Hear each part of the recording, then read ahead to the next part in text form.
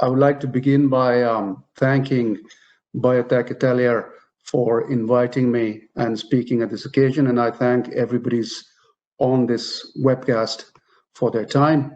I will now share some material that I have prepared for you. Just allow me to get to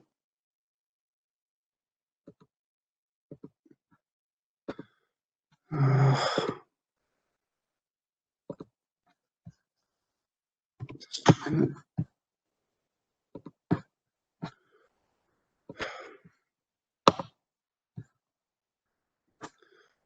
Does everybody, do you see my screen? Monica, does everybody see my screen? I guess that's a yes.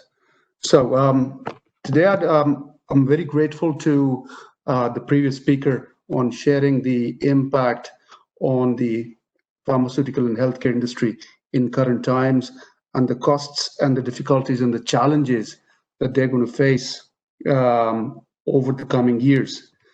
I would like to start on a topic which is as important, if not the most important, regarding this industry, and that's regulatory compliance and the need for regulatory compliance. So I'll first define for a lot of our listeners what regulatory compliance is. Regulatory compliance is the adherence of a healthcare organization to laws, regulations, guidelines, and specifications relevant to the business processes as laid out by regulatory institutions in the jurisdiction of their operation. It entails the ongoing process of meeting or exceeding the legal, ethical, and professional standards applicable to a particular organization. Any violations of such regulations would lead to legal actions, fines, and other actions by the regulatory authority. Needless to say, meeting regulatory requirements is a prime requirement for all stakeholders and all actors who are a part of the pharmaceutical industry. Reason is that these regulations are made by the regulators with the intentions to try to ensure the quality of the products and services that are being made available by the organization to the public. Needless to say, regulatory fines also mean violation of such regulations also means that it would result in regulatory fines, which could mean civil and monetary fines or legal action, which would be imposed by a federal, state, local, or governmental entity in their area of jurisdiction. Historically, the pharmaceutical industry has been dealing with multiple violations across the value chain, ranging from improper branding to masking safety information to disregarding quality manufacturing standards. Now, whether these violations were by design or by accident or by an oversight, that's something that I would not like to focus on. But just a quick run through some of the key violations over the years. Eli Lilly, 2009, $1.42 billion. This was for promotion of an antipsychotic drug for unauthorized use by primary physicians.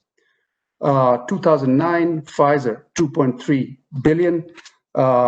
This was for company pleading guilty to misbranding a painkiller and promoting it for usage in dosages that were not allowed by the FDA. 2011, Merck for illegal promotional products. 2012, Abbott. 2013, Johnson & Johnson for promoting drugs which were later declared unsafe for usage for dementia patients. 2014, Servier in the European territories, where the European Commission fined the company for engaging in restrictive agreements aimed at keeping cheaper medicine off the market. And 2015, Takeda, $2.4 billion for hiding the bladder cancer risks related to its oral diabetic drug. As is evident, there have been multiple cases of violations. These are some of the biggest, but in addition to violations, the pharmaceutical industry has also been fined by the competition authority. The chart that you see on the screen shows that from 2009 to 2017, there have been fines worth about 1.07 billion euros that have been imposed by the European Commission on various companies acting in its territory. What you can also see is that the competition authority in Bulgaria has imposed very small fines, which means that the authorities here are just getting into this act, and we perceive that there will be larger actions in the future. Coming to the regulatory landscape of the pharmaceutical industry, some of the key laws that govern internationally the actions of pharmaceutical agencies: the Foreign Corrupt Practices Act, coming out of the US, which makes it unlawful for entities to make payments to foreign governments and officials to assist in obtaining or retaining businesses. The UK Bribery Act, which applies to giving and receiving bribes both in public and private sectors. The Sapin II Act in France that directs all companies to ensure that they have an anti-corruption program established within the entity. The European Directive 2011-62 against falsified medicines, and the FPA Pharma Country Codes. In Bulgaria, the pharmaceutical industry is regulated by the Bulgarian Drug Agency, the National Council for Pricing and Reimbursement, the Commission on the Positive Drug List, the Ministry of Health's Pricing Committee, and of course, the Commission for the Protection of Competition. As we can see from the previous slides, and the fact that agencies like the UK Drug Agency, the European Medicines Agency, and the FDA, these are some of the largest agencies in the world. They are very active in their roles. They coordinate with local governments and agencies in various territories around the world. And as a result, drug firms are becoming subject to stringent regulations, which are becoming more and more complicated. And the enforcement of these regulations is becoming stronger and stronger. In addition to the regulatory environment becoming more stringent, the international cooperation between agencies is increasing.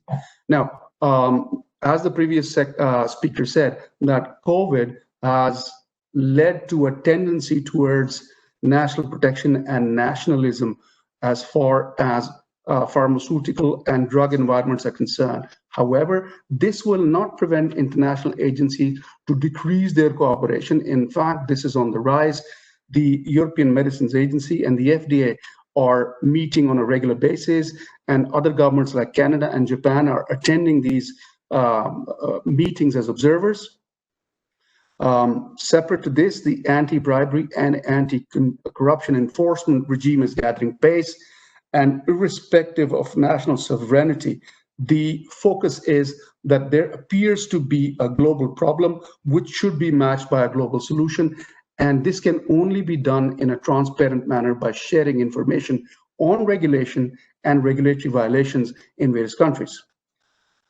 And above all of it, there is increased vigilance and scrutiny by media, industry, and citizens' watch organizations, which makes this environment exceedingly complex. Now, why is the issue of regulatory compliance so important?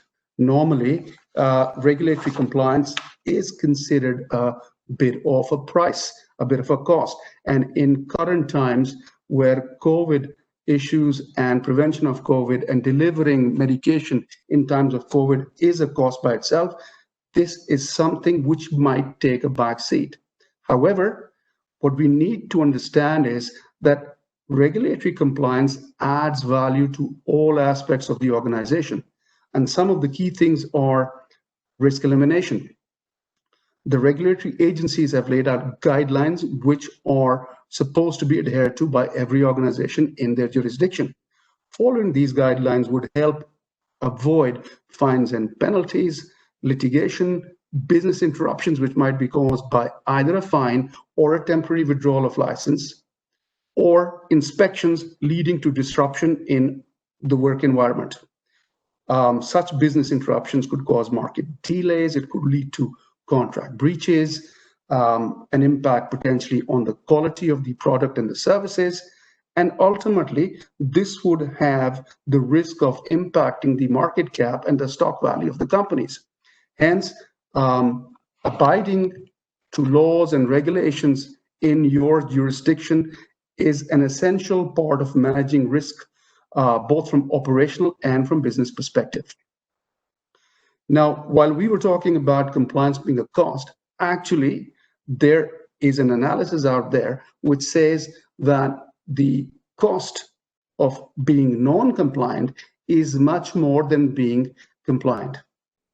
It is, we all know that the industry invests large sums of money throughout the product life cycle down to the end delivery.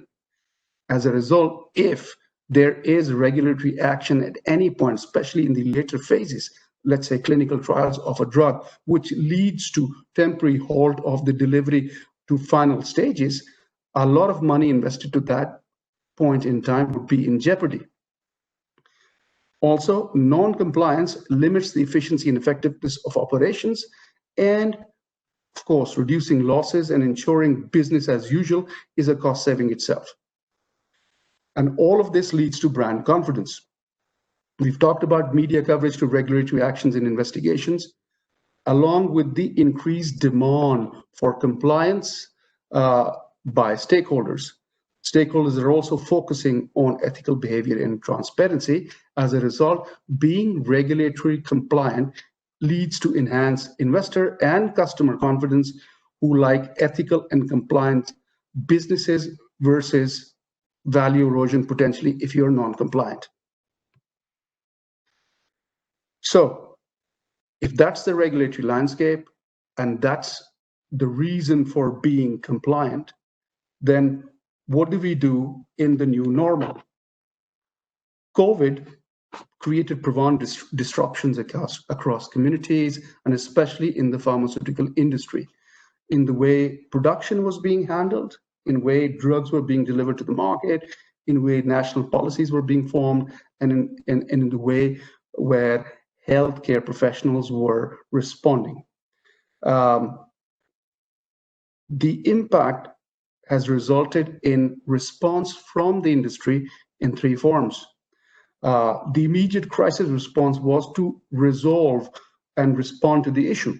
And in this form, for business continuity, the most important thing was to safeguard employee and patient safety going forward, ensure business continuity, and make sure that business continues as usual. This phase we have already paused. Then the next phase was charting a recovery and displaying resilience, where while the risk of infection and associated localized disruptions continue, but the businesses start adapting to this new normal and start moving on to the path of recovery by introducing new plans and flex policies for the future. But the most important phase now would be shaping the next normal and reimagining and reforming the industry. There have been a lot of new innovations, new methodologies, new policies. The regulatory agencies in various countries are working hard with all the stakeholders to bring in new laws and regulations in order to deal with our new realities. But the key lies in this phase, because this is where we need to build a vision for the future. And the vision for the future, in my opinion, should be built on the following: ethics and integrity. In my opinion, this is one of the most important pillars of the industry. As I always like to quote, with great power comes great responsibility. The fact of the matter is that the pharmaceutical industry deals with a continual dilemma. The dilemma is that the pharmaceutical industry is unique and it's a significant component of the international economy. As a result, it faces ethical issues which are distinct from other industries. There's also a fact that there are few powerful players which control the supply of arguably the most critical products in the pharmaceutical industry. So the pressing ethical issue for pharmaceutical companies is whether they ought to be held to a higher standard of ethics than those in other industries due to their role in serving the public good. Now, while putting corporate self-interest ahead of consumer interest is not new for business, but the more vital issue here to understand is that business and this industry is focused on the well-being of humanity, and as such, it is imperative to strike a balance between profit, business continuity, and ethical behavior. The next pillar, in my opinion, is transparency, which goes in hand with ethics. What is transparency? If we commit as individuals, as organizations, to ethical behavior and ethical practices, then needless to say, we also have to create platforms and models by which we can display this ethical behavior and our integrity and our intentions to the market, to the end user, to the stakeholders, to the regulators, and be accountable in our behavior. In the future, as in the past, along with ethics and integrity and transparency, we will have to focus on a few key things in order to ensure that we move forward in a sustainable manner. The most important thing, enlightening top management and boards, tone from the top, on the importance of regulatory compliance. In my long history of being in this industry, I have worked with multiple businesses in multiple industries, and normally the compliance department, to some extent, is relegated to the back of the boardroom. The recommendations of the compliance officer or the compliance department are taken on board.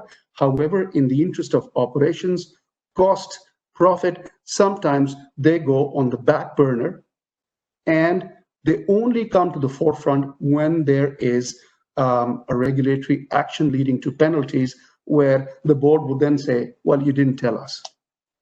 As such, empower your compliance function, listen to them. Compliance functions should hire the top professionals in the market, knowledgeable on their environment, knowledgeable on regulations, not only in their jurisdictions, but in all the jurisdictions in which their companies operate. And they should make efforts to enlighten the board on the key regulations that impact that business. In addition to empowering the compliance function, ensure that there are decisions and actions within the company where the compliance function leads employee education and training, because regulatory compliance is only as good as your last compliant employee. All of this would, of course, lead to creating a holistic environment where we would aim to identify potential for regulatory breaches and take preventive action, encourage feedback from the market, and then create this 360-degree cycle. I'll stop here and I'll just say this, that as professionals, as members of the society, as parents, as citizens, we've all seen these violations before. We all understand the importance of regulation. Let's do the right thing. Let's be the catalyst for change, and let's build a better working world for our children for tomorrow. Thank you very much.